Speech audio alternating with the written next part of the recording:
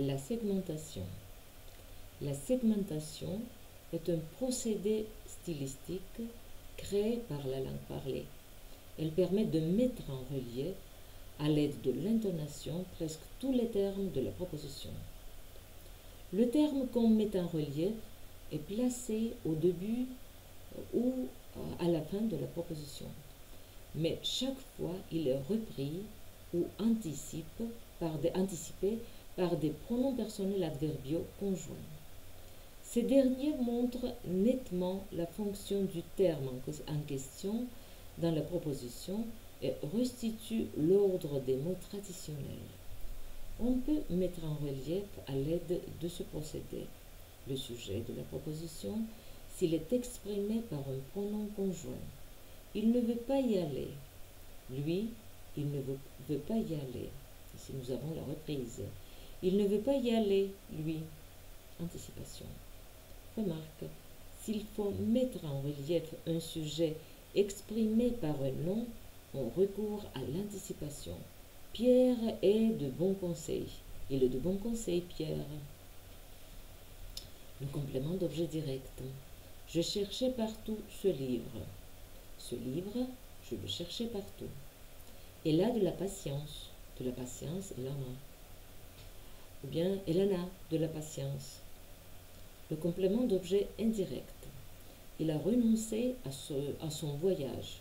Son voyage, il y a renoncé. Il y a renoncé à son voyage. Remarque, faites attention à la construction du terme mis en relief. La préposition n'est conservée que lorsqu'on recourt à l'anticipation, ce qui prouve que le terme postposé est plus étroitement lié à la proposition que le terme placé au début. Maintenant, le complément d'un verbe impersonnel.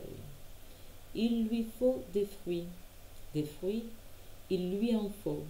Il lui en faut des fruits. Le complément d'un adjectif. Je suis fier de cette proposition. Cette proposition, j'en suis fier. J'en suis fier de cette proposition. L'attribut. Elle est bonne. Bonne, elle l'est. L'attribut peut être renforcé aussi par la préposition pour et la locution quant à. Pour bonne, elle l'est. Quant à bonne, elle l'est. L'attribut peut être mis en relief à l'aide de l'intonation seule. Cette jeune fille est bonne. Bonne, cette jeune fille. Admirable, cette statue. Fini les vacances. Le complément circonstanciel. Il faudra revenir dans cette petite ville. Cette petite ville, il faudra y revenir. Il faudra y revenir dans cette petite ville. Remarque, le rapport d'appartenance peut être mis en relief à l'aide du pronom personnel indépendant introduit par la préposition à. Son père est malade. Son père à lui est malade. Son père à elle se sent mieux. La mise en apposition.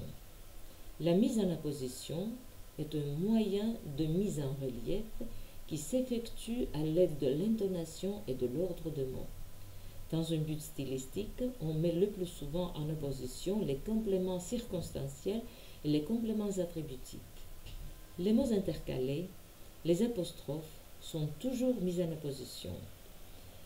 Le terme mis en apposition est isolé par l'intonation de toute la proposition, mais en même temps, il y reste lié par le sens.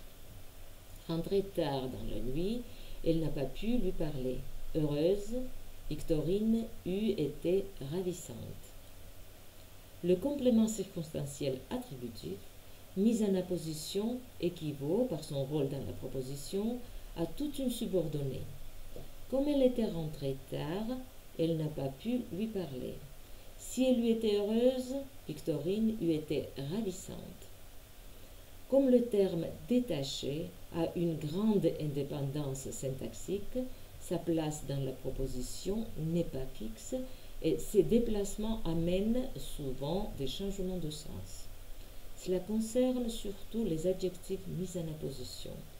C'était un mauvais camarade, envieux, emporté. Les adjectifs ont une valeur attributive. Envieux, emporté, elle était un mauvais camarade. Les adjectifs placés au début de la proposition expriment un rapport circonstanciel de cause. Il arrive qu'un terme mis en apposition soit placé entre les termes d'un groupe syntaxique qui se trouve ainsi séparés. On appelle ce procédé disjonction stylistique.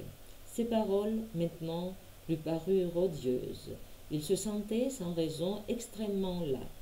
Yvonne, dans la belle chambre à côté de la cuisine, ne faisait pas plus de bruit qu'une morte.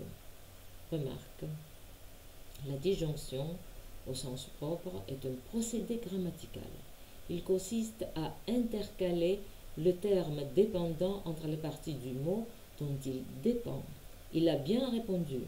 C'est l'union de tout le peuple français qui a, pour beaucoup, facilité l'écrasement de l'occupation hitlérienne.